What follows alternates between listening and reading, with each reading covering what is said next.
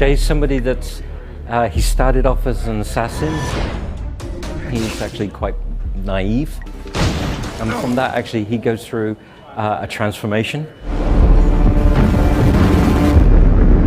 But from then, we can actually expect a much more focused, serious, darker character. Is it fair to say that we're playing as the bad guy in this game? Because, you know, anybody who's played Assassin's Creed, we've been kind of conditioned to feel that the Templars are the bad guys. Well, one of the things we actually want to show is that Assassins and Templars, they're both working towards the same goal. They both want world peace, but they actually both take different approaches and different means. They have different values. So for us, what we actually want the player to feel that the Templars are sometimes they're justified. What are the ways that playing as a Templar actually affects like the real core fundamental elements of the game? A lot of this we're actually leaving up to the players. I mean, we've created a situation where by playing with the mechanics and actually bringing new tools to the player, we've gone very much now on setting up an encounter, an experience for the player, and then say to the player, really, do it your way.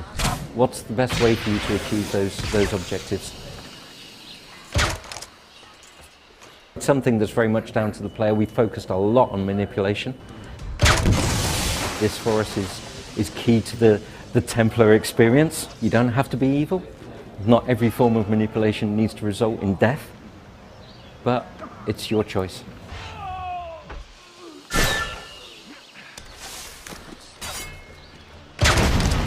Very much the core questions here when we started the game was, well, you're now hunting assassins. You know, how do you assassinate an assassin? What is it you do that actually gets you to the end of that goal? Plus the idea of the Templar values.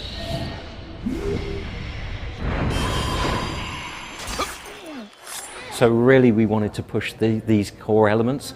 It's about actually now you've been fighting with the assassins, now it's your turn to start hunting assassins. Now what does that mean? It means that you've got guys that can air assassinate you. You've got guys that will throw smoke bombs at you. You've got people that you've had so many games now actually experiencing what it is to throw smoke bombs and what it is to air assassinate you. Now let's look at it from the other angle. This time you're going to get it done to you if you're not careful. I do have to ask you one question about the naval combat in the game. A lot of people were very surprised by how well that turned out in Assassin's Creed 4. It definitely was the star of the show that time around. What's going on with the naval combat stuff? We give you a new ship. The Morrigan it's smaller, it's faster than the Jackdaw. This allows you to turn tighter, avoid shots, navigate the world a lot more accurately, more smoothly, more effectively.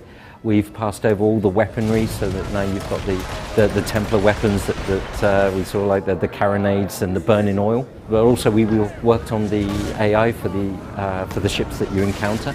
So now they make better decisions, their navigation is improved as well.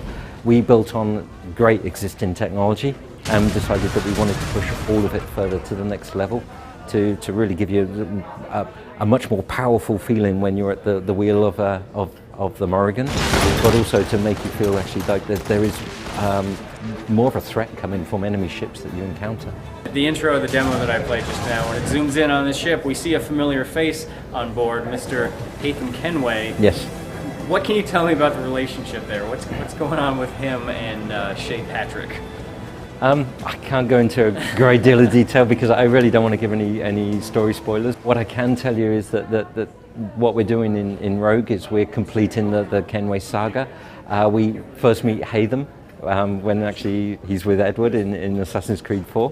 But actually what's happened to the Brotherhood and the Templars at the end of Assassin's Creed 4, certainly you feel like the Templars, the Assassins are in the ascendancy. And by the time you get to Assassin's Creed 3, the Brotherhood is broken. So a lot of people are asking us, okay, how come? We can't ignore Haytham in this. He's there in Assassin's Creed 4, he's there in Assassin's Creed 3. We're completing the Kenway saga, and Haytham is a core person in this.